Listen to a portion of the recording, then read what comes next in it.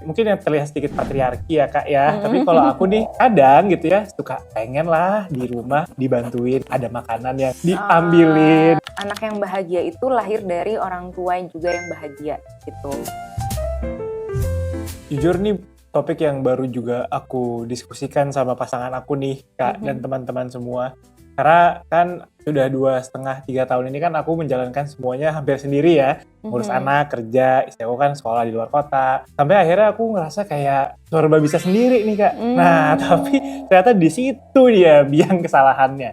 Jadi kalau misalkan aku juga lagi mendiscover kembali gitu ya rasanya menjadi atau kehidupan setelah berganti status jadi bapak dan ibu.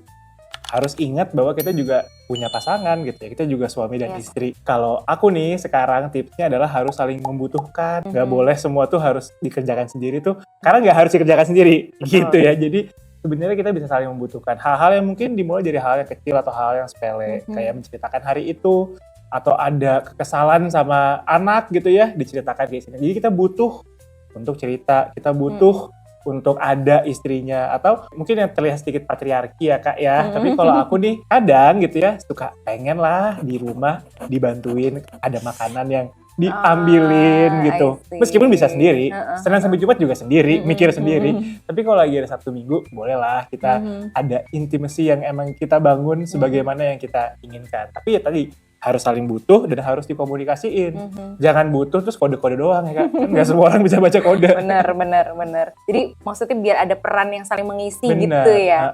Aku tuh juga ngerasa bahwa punya anak tuh jadi kayak satu titik yang life changing gitu gak sih rasanya ya. Aku sendiri cukup lama menikah sampai akhirnya bisa punya anak gitu. Jadi ketika punya anak tuh kita bener-bener kayak gini ya ternyata kan ya kehidupan yang tadinya aku kamu jadi aku kamu dan anak ini gitu ya. Jadi dipikirinnya lebih banyak lagi, yang artinya kadang percakapan sehari-hari itu tentang anak ya, jadi kayak porosnya tuh anak gitu. Kadang suamiku tuh pulang terus nanyain tadi anakku gimana sekolahnya atau nge-gymnya apa segala macam. Jadi kadang udah lupa tuh nanya istrinya gitu. Begitupun aku kadang ya, pulang jam berapa soalnya anaknya nih ngajak main gitu, padahal aku juga butuh gitu ya kan. Nah artinya kita mungkin selain komunikasi, selain tadi ya mengisi peran satu sama lain, kita juga penting untuk punya quality time berdua dan punya hal-hal yang memang kita ingin capai bersama gitu.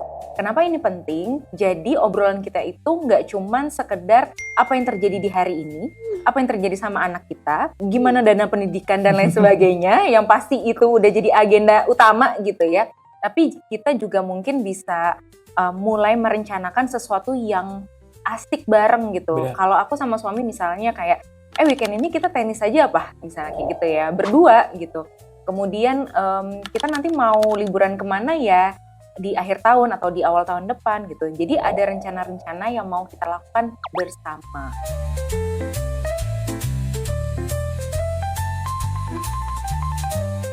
Menurutku, anak yang bahagia itu lahir dari orang tua yang juga yang bahagia gitu.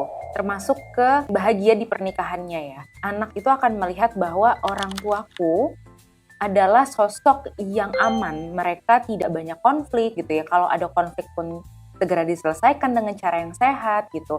Jadi anak itu bisa bersandar dan juga merasa bahwa rumahnya itu adalah sosok orang tua atau orang dewasa yang bisa punya kontrol terhadap dirinya gitu. Sementara kalau anak yang dibesarkan dalam kondisi rumah yang mungkin orang tuanya kelihatan me time, padahal ini tuh kayak tidak terkoneksi satu sama lain gitu. Anak jadi bingung, mau cerita tentang ini ke mama aja kali ya, kalau mau minta izin tertentu ke papa aja kali ya, pasti dibolehin tuh gitu.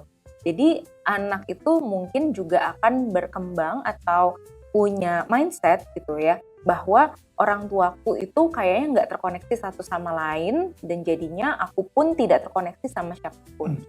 Ya nggak sih? Gimana? Bener. Mungkin kayak kalau sekarang kan banyak nih Kak, day one jadi orang avoidant nih.